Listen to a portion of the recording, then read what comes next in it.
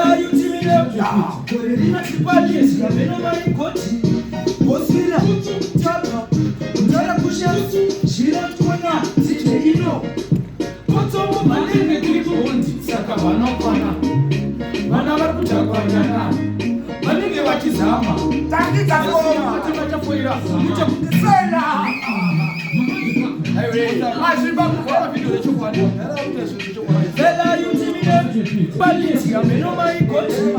Bosila Tapa Utara kusha Shira tukwana Sike ino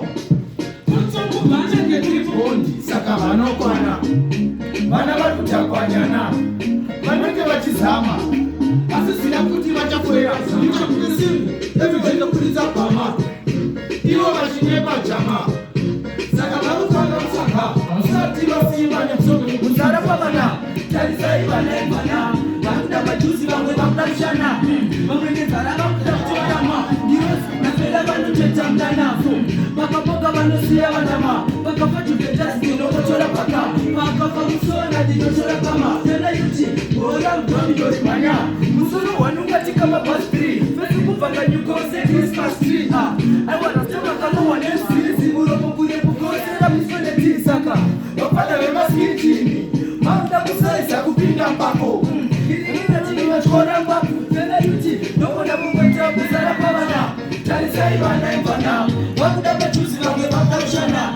Wanga metaraba kuda kutoya mwa Nireso na fela wano tetangana Waka paka wano siya wanama Waka fati fantas nino kochora paka Waka fakusona nino chora kama Fela yuti Bora mkoni yori maya Ngeke bondi saka wano kwana Wana wakuda kwa jana Manite wachizama Asiziva kuti wachafuira zama Mche kuke simu Ewi jacho kuliza pama Iwo wachinye pajama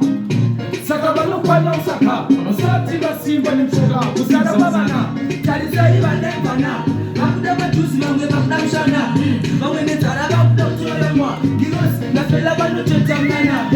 Bakapoka bano siya wanama Bakafa juventas dino kuchora paka